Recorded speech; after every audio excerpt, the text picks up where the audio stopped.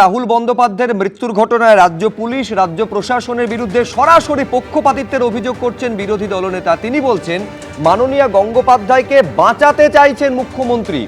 রাহুলের মৃত্যু নিয়ে সরাসরি মুখ্যমন্ত্রীকে নিশানা করছেন তিনি আরো বলছেন মাননীয় গঙ্গোপাধ্যায় মহিলা কমিশনের চেয়ারপারসনের থেকেও বড় হলো মুখ্যমন্ত্রীর প্রিয় পাত্র। মুখ্যমন্ত্রীর প্রিয় পাত্র বলেই পুলিশ আড়াল করছে, কিছুই করবে না।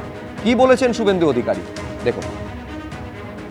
তালসারি কোস্টাল পিএসএ একটি জিরো এফআইআর করেছেন এরা।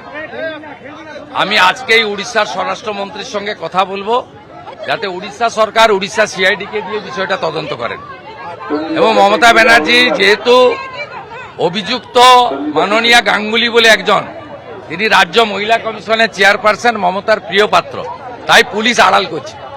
মমতা ব্যানার্জির পুলিশ কিছু করবে না।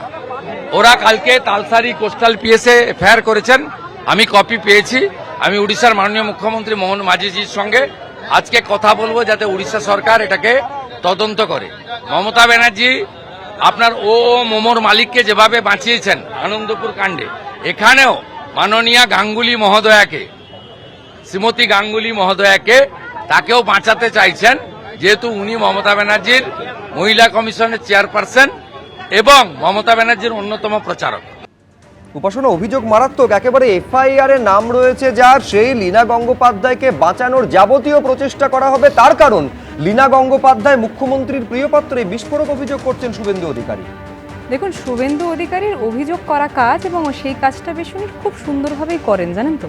কিন্তু আজকের দিনে দাঁড়িয়ে যখন শুভেন্দু অধিকারী এই প্রশ্নটা করছে, খুব আশ্চর্য হচ্ছি যে উনি পলিটিশিয়ান নাকি অ্যাস্ট্রোলজার, সেই জিনিসটার ব্যাপারে একটু কনফিউজ, ঠিক বুঝে উঠতে পারছি না। এবং শুধু তার পাশাপাশি যখন উনি একজনকে কেন্দ্র করে এই বক্তব্য রাখছেন, তার পাশাপাশি উনি এই কথা বলছেন যে মমতা বন্দ্যোপাধ্যায়ের কাছের লোক বলে নাকি ওনাকে বাঁচানো হচ্ছে। আমি সত্যি জিজ্ঞেস করতে চাই শুভেন্দু অধিকারীকে আজকে আপনার চ্যানেলের মাধ্যমে যে উনি কি সেখানে উপস্থিত ছিলেন, গোটা ঘটনাটা কি উনি আগে থেকে দেখেছেন, বা ওনার যে অ্যাস্ট্রোলজির যে জ্ঞানটা রয়েছে সেটা দিয়ে আগেই বুঝে গেছিলেন যে এখানে এই সময় এরকম কোনো ঘটনা হতে পারত এবং ইনি অভিযুক্ত থাকতে পারেন। তার পরবর্তীতেই কি এই প্রশ্ন উনি তুলছেন? বিশ্বাস করুন, শুভেন্দু অধিকারী অনেক কিছুই আগে থেকে জেনে গিয়ে থেকেছেন। অর্থাৎ কত সংখ্যক লোকজনদের নাম কাটা যাবে সেই জিনিসটা উনি আগে থেকে জেনে গিয়ে বুঝে গেছিলেন। শুধুমাত্র তাই কেন, তার পাশাপাশি মুসলমান সম্প্রদায়ের এবং মহিলা সংখ্যক ভোটারদের নাম একটা বড় সংখ্যক কাটা যেতে পারে, তারাই নাকি আসল রোহিঙ্গা, এই কথাও কিন্তু শুভেন্দু অধিকারী পূর্বেও বক্তব্য রেখেছিলেন। এবং যখন আমরা ডিস্টিং দেখতে পারি, সমান কিছু জিনিসপত্র দেখলাম।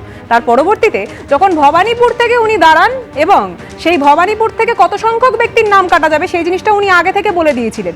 আজকে আমি মনে করি সেটা পুলিশ হোক বা যাদের কথা ওনারা বলছে যে তাদেরকে দায়িত্ব দেওয়া হবে, তার পরবর্তীতে গোটা তদন্তটা করা হোক, আমি তাদেরকে অনুরোধ করব সর্বপ্রথম শুভেন্দু অধিকারীকে সেখানে ডেকে সেই প্রশ্নটা করা হোক যে এত সংখ্যক বিষয়, এত কিছু উনি আগে থেকে জেনে কি করে যাচ্ছেন। এই জিনিসটা তো বড় প্রশ্ন চিহ্নের বিষয়। নিঃসন্দেহে তার উত্তর বিমল শঙ্কর নন্দ দেবেন। এবং একটা জায়গায় উপাসনার সঙ্গে আমি সম্পূর্ণ একমত যে সেই জায়গায় শুভেন্দু অধিকারী ছিলেন না। যারা ছিলেন তারা কি বাঁচানোর জন্য যাবতীয় প্রচেষ্টা করেছেন? প্রশ্ন হচ্ছে যারা উপস্থিত ছিলেন তাদের বক্তব্যের মধ্যে এত পরস্পর বিরোধী তথ্যগুলো কেন আসছে? এবং লীনা গঙ্গোপাধ্যায়, তিনি, আপনার দর্শকদের আমি শোনাবো যে তার পরের দিন যখন তিনি একেবারে এবিপি আনন্দকে প্রতিক্রিয়া দিয়েছেন, তিনি স্পষ্ট বলেছিলেন পুরো দায়টা তিনি ঠেলে দিয়েছিলেন রাহুল বন্দ্যোপাধ্যায়ের ঘাড়ে। দেখুন কি বলেছিলেন সেদিন লীনা গঙ্গোপাধ্যায়। শুটিং তো শেষ হয়ে গেছিল, একটা ড্রোন শটও চেয়েছিল নিতে। অনেক সময় আর্টিস্ট চাইলে তো করে অনেক সময়, এবং সেটা ওর একটা পারফেকশন ছিল আর খুবই ভালো করে কাজটা করছিল। সেই জন্যই ডিরেক্টর নিতে চায়নি শটটা। ডিরেক্টর রিপিটেডলি বলেছে, এবং ওই 70টা মানে যারা টেকনিশিয়ান ছিল সব সমুদ্রের পাড়ে দাঁড়িয়ে থাকে তো শুটিং হলে, থেকে বলেছে প্রত্যেকে ওকে ডেকেছে, প্রত্যেকে। ডিরেক্টর ওই জন্যই নিতে চায়নি, কারণ ডিরেক্টর বলেছিল এখানে তো এই সিন এরকম কোনো নেই কিছু, আর ওই গল্পের সঙ্গেও যায় না। এবিপি আনন্দ, এগিয়ে থাকে, এগিয়ে রাখে।